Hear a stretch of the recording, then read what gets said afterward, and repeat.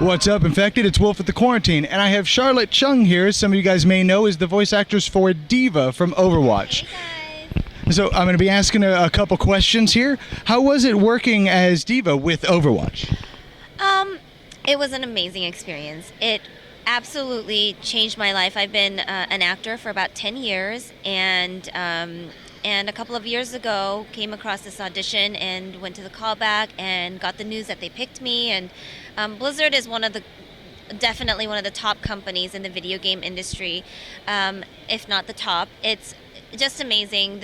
They treat you like family, and just I loved the concept of the video game, of Overwatch in particular. I just felt that they had a very inclusive mentality, which I think is not always the case for all video games. And so, yeah, my experience was phenomenal.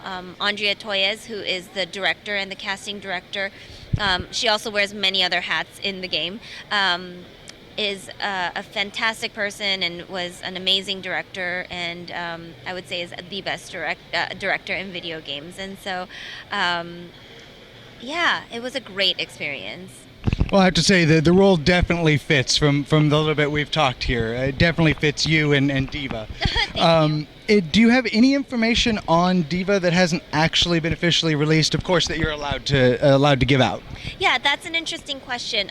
Obviously, I'm not allowed to give out certain parts of the information, but the thing is, Blizzard doesn't necessarily share all the information with us either, just because a lot of it is in development and some of it is confidential and wants it to be released to everybody at the same time.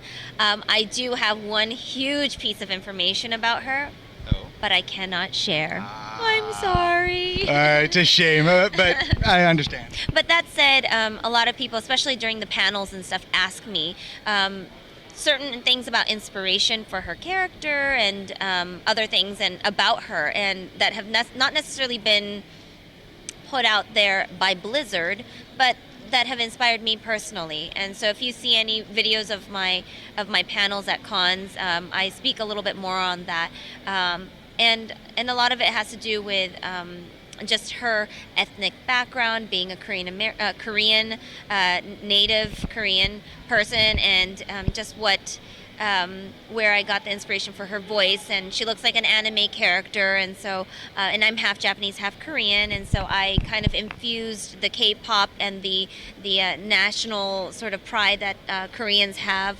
along with the voice of an anime character. And so those are things that aren't necessarily, I would say, from Blizzard, so to speak, but my unauthorized opinion on her. Yeah. Well, I know some of my viewers and myself, D.Va is my main in the game, and I was a little distraught that she does not have her own animated short like some of the other characters. Right. Is there any chance of D.Va that you're aware of D.Va getting her own animated short in the future? Well, I would certainly hope so, because from what it looks like, all the heroes are starting to get their animated shorts, and so I definitely want to see D.Va in a cinematic version. And I think that I've heard rumors of it, but obviously nothing has been confirmed, and it could be very well just a rumor. Yeah. But that said, I would love to see a cinematic version of her story. I think that fans, as well as myself, we all get connected to the characters of Overwatch the more we see, we get to know about them. The background. The background of their story and their history. And so I know, though, that Blizzard takes a lot of time and effort and energy into making really meaningful stories about each character. And so I have no doubt that if they in fact do, which again, on the record, I have no idea if they are, that they are going to do a fantastic job, and that people are going to really enjoy her movie. Yeah. Yeah. I'm definitely hoping, because, again, she's my main. Just kind of curious, have you ever cosplayed your own character before? I have not. Okay. Well, do you play Overwatch? And if so, who is your main And do you even play D.Va? Okay, so going back to the cosplay question, the reason is because I feel like I want to leave that up to the fans, partly because they're better at it than I am. I'm good at being D.Va, but they are good at cosplaying D.Va, and so I don't want to be in competition with all the beautiful cosplay players out there and trying to be the ultimate D.Va, although maybe one day I will surprise you guys. But the other question you asked was about... It was about, do you play Overwatch? Do I play so, Overwatch? Who's your main character? Yes. So I have played Overwatch before. I'm in another video game called Call of Duty Black Ops 2. I have not actually played that one. It's I actually haven't either yet, but I play zombies and I could play for hours. I'll have like a really long day, but if I just want to like veg out or something, I will play video games for hours and hours and hours until the wee hours of the morning. Okay. And but I have played Overwatch before. I've played D.Va before. I've won with her before, and she's great. But Roadhog is my main. Roadhog is pretty good. Junkrat is up there as well. Yeah. Is there any word on that you may know, or that you can, of course, mention? Any word on maybe an Overwatch movie? A friend of mine wanted a shout out. His name is Raphael, one of my subscribers. Nerf this. Is there any chance of an Overwatch movie?